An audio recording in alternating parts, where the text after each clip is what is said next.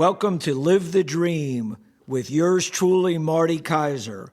Buckle up and let's get started. Happy Friday, everyone. Marty Kaiser here, our latest episode of Real Estate Tidbits. Hope everyone's doing well. I'm going to make this a little shorter podcast today. This will be our last podcast for 2024. We're going to take next Friday off from the podcast, and we'll have our next podcast 2 weeks from today, which will be the first Friday of January. Hope everyone's gotten their Christmas shopping done or close to it. And again, best wishes for a happy and joyous holiday season and a healthy and prosperous 2025. Couple things I wanted to go over today. The first one has to do with some interesting real estate data that just came out in an article with one of the publications that I subscribe to. It was talking about existing home sales, and actually on a national basis, existing home sales rose approximately 6% annually in November, while 3 out of 4 of the U.S. regions saw increases from 2023.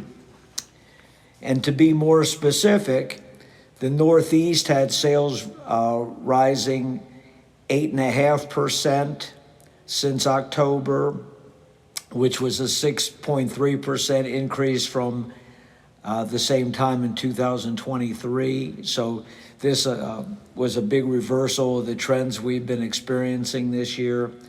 The Midwest sales increased 5.3%, and that ended up being a 5.3% gain over the previous year as well. In the South, which is obviously where we're at, sales were up 5.6% from October, which was a 3.3% increase from the same time in 2023. And in the West, the sales held steady, no increase or decrease from the previous month, but they were also up from 2023.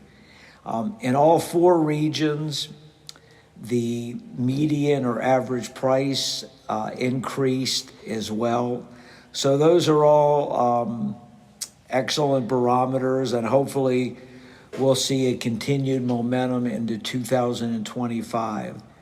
The median price of existing homes had over a 4.7% increase from the previous year.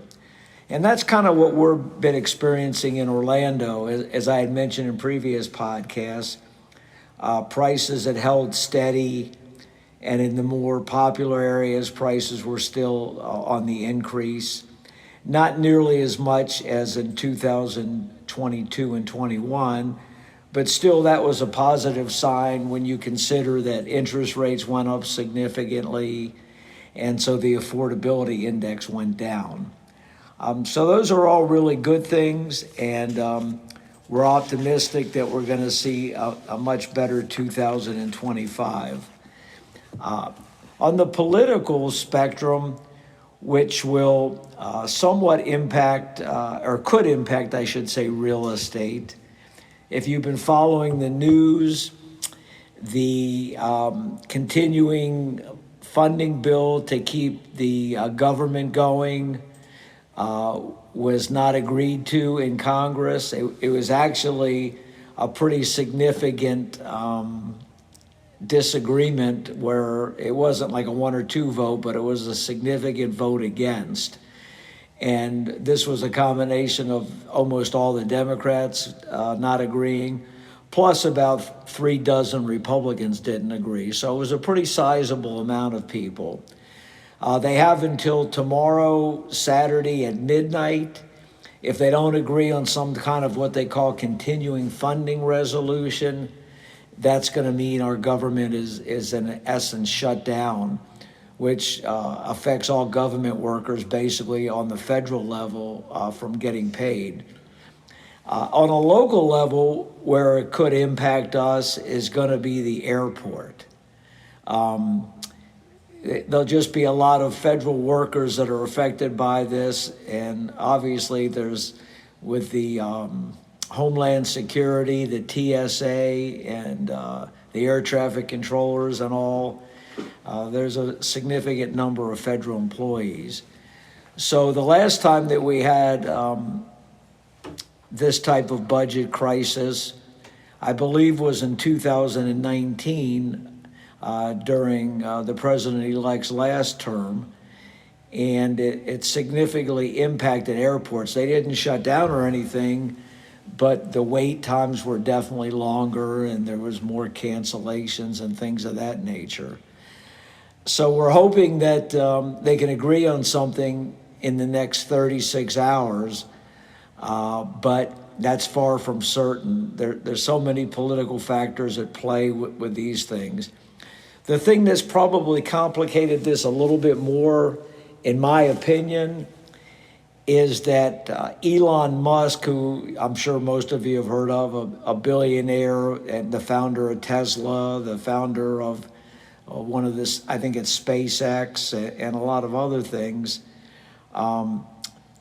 he's kind of taken a prominent role in setting policy for the new administration. Even though the new administration is not in charge yet, they do have a lot of clout, and especially when they give directions to other folks in the Republican Party. The thing about Elon Musk that's quite interesting, at the same time a little concerning, is that he's not an elected official and he has no official role right now.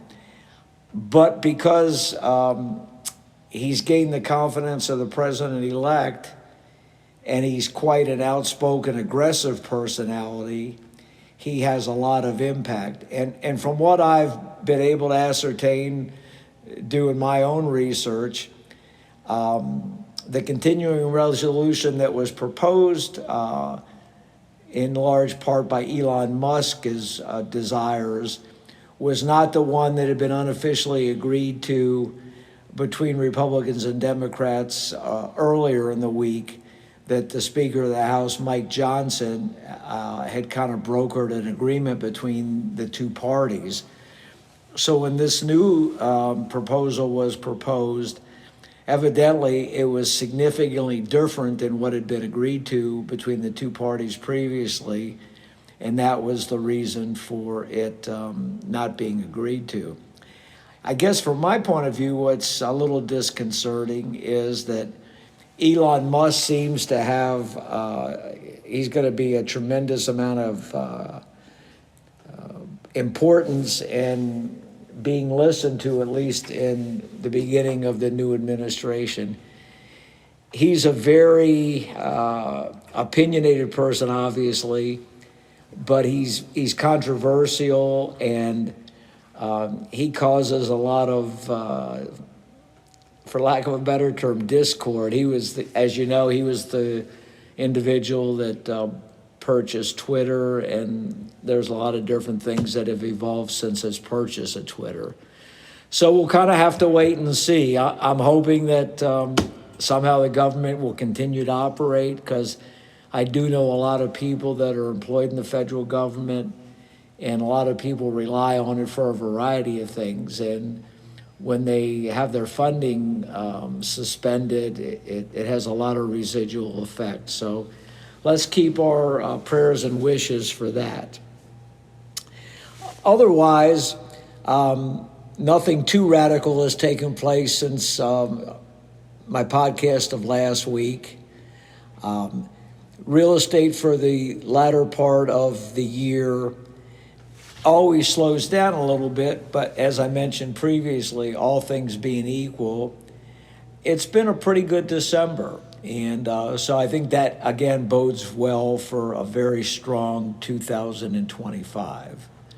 Regarding sports, which I usually throw in a little bit about, what they call the new NBA basketball tournament, which it was kind of what they call an in-season or mid-season tournament, however you want to characterize it. was won by the Milwaukee Bucks. And that was a little bit of a surprise. They're a good team, but they started off the year really poorly this year. And a lot of people were forecasting that they were a dramatic disappointment. But they seem to have turned around their season and were very impressive in beating the Oklahoma Thunder in the final game of the midseason tournament. The NFL continues to be exciting. Nothing too much has changed from last week, but there's a lot of playoff positions still to be determined.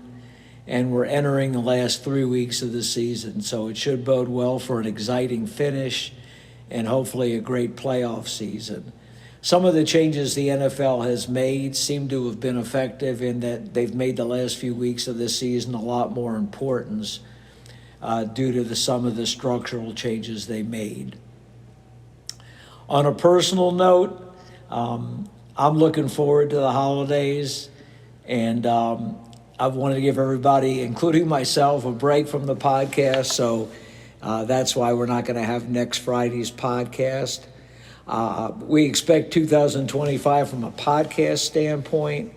We're going to try to make it even more interesting, and hopefully you'll find it that way. We're going to start bringing guests on at some point in the first quarter of 2025. And hopefully that'll add a little variety as opposed to hearing myself all the time. So that's it for today. Again, have a happy, healthy, and festive holiday and 2025. And Marty Kaiser out.